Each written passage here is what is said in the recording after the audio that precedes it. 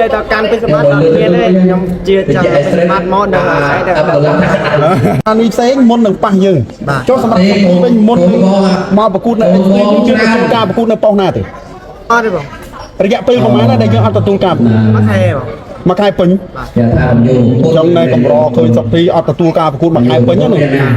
ហើយចុះឥឡូវមិនដែរមកជួបពេជ្រសម្បត្តិបាញ់នេះមើលទៅពេជ្រសម្បត្តិមិនទៀត ប្រាប់គ្នា ហើយគ្នាប៉ុនគ្នាមានអារម្មណ៍បានណាដែរបន្ទាប់ពីបានជួបកីឡាករពេជ្រសម្បត្តិហើយអារម្មណ៍ធម្មតាបាទហើយចុះសម្រាប់ការមកចូលរួមប្រកួតនៅសង្វៀន Extreme កម្មវិធីធំធំចេះលើកទីម៉ាន Extreme ខ្ញុំបាយជា3ដង3ដងនេះ3ដងទៅលើកនេះលើកទី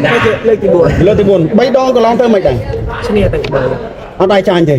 មានផ្ដួលដៃគូទេមានមកប្រកួតដល់មកតែជាមកប្រកួតឬអត់បានផ្ដួលពេលគូខ្ញុំចាំទៅបានតែខ្ញុំចាំបានទៅវាយតែ3ប្រកួតនេះអញ្ចឹងមានន័យថាយើងមក Extreme នេះអត់ដៃចាញ់ទេបាទ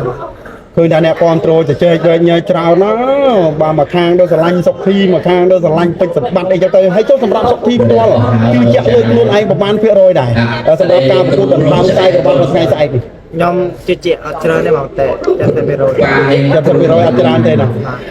អញ្ចឹងមានដឹងពីលក្ខខណ្ឌតកៈទេបាទដឹងដែរអញ្ចឹងអ្នកដែលវាយឈ្នះខ្សែក្បាត់ Extreme Diamond បាទគឺជាខ្សែក្បាត់ដែលនៅតំណេនេះបើឧទាហរណ៍ថាសុខធីឈ្នះសុខធីនឹងត្រូវមានភារកិច្ចដណ្ដើមខ្សែក្បាត់នេះបានហើយណាត្រូវដណ្ដើមខ្សែក្បាត់មួយជាន់ទៀតពីកីឡាករពេជ្រសម្បត្តិមួយជាន់ទៀតនៅពេលខាងមុខតែបើពេជ្រសម្បត្តិឈ្នះខ្សែក្បាត់ Extreme Diamond នេះខ្ញុំស្ដាប់បងបាទ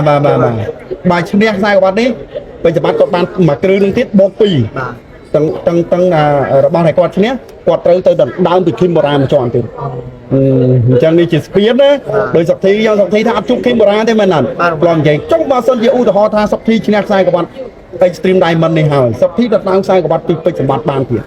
សុខធីក៏ត្រូវទៅដណ្ដើមពីឃីមបូរ៉ាដែរបាទប្រគូទេបើសិនជាលក្ខខណ្ឌនេះអត់ទេបងនឹងតែអត់ទៀតមូលហេតុណាស់យើងអ្នកខេតមួយអូចង់មានន័យថា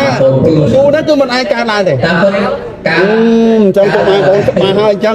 ពីព្រោះអីនេះគឺជាការលើកឡើងរបស់បងប្រុសគ្រីព្រោះហើយខ្ញុំក៏បានសួរបញ្ជាក់គាត់ដែរគាត់ថាគឺបែបហ្នឹងមែនអញ្ចឹងឥឡូវសុខធីបដិសេធមុនមកបាទ